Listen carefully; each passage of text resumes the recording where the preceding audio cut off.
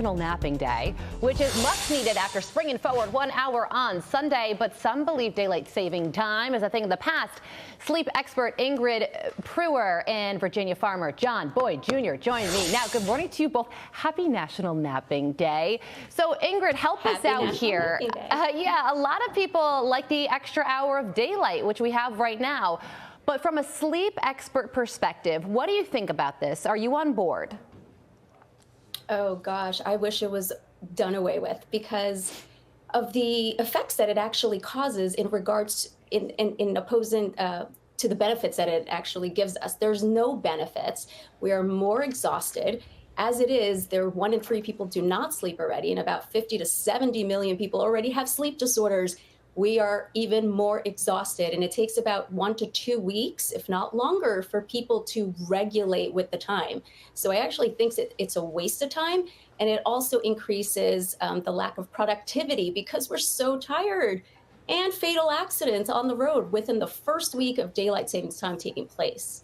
That's so interesting. So you want to get rid of daylight saving time. John, we wanted to have you on to talk about this because a lot of people believe that daylight saving time started to give farmers more hours in the day to work, and that's been disputed. Now some people believe that it started during World War I to give more hours in the day to limit fuel conservation. But regardless, you are working outside all day long. So what do you think about this? Does daylight saving time help you and other farmers?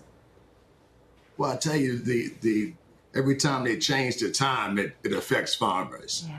And, you know, livestock, one thing livestock enjoys is a steady, everyday type pattern.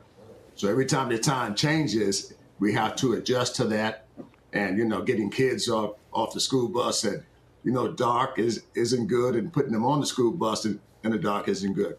I would like to see the time change or swing forward and stay there, and not have time change twice a year. I think it really sets everybody back. Yeah, John, I'm on board with that. I mean, whether it's daylight saving time or not, just pick one and stick with it, because it's really the time change that kind of screws everybody up. So, Ingrid, President Trump recently weighed in on this because he was asked, is he going to sign an executive order banning daylight saving time or sticking with it altogether? He said probably not, because it's a 50-50 issue, and he's right. There's a Gallup poll.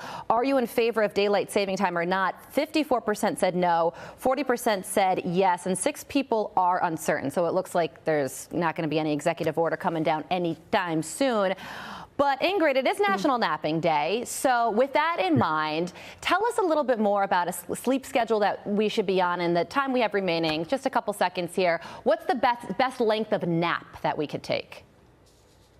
Ideally anywhere from 20 to 30 minutes, and something as simple as a yoga nidra, which is a sleep guided meditation that takes you to 3 of the 5 sleep stages in an awake state, would be ideal. You can do it around 2 o'clock in the afternoon if that's possible, but just 2 20-minute sessions could actually give you 3 hours extra rest a night. That's great. So, Todd, write that down. Yoga Nidra. Done. In your daily nap, that's what you want to do. Today. Ingrid, John, thank you so much for joining us. Have a great day.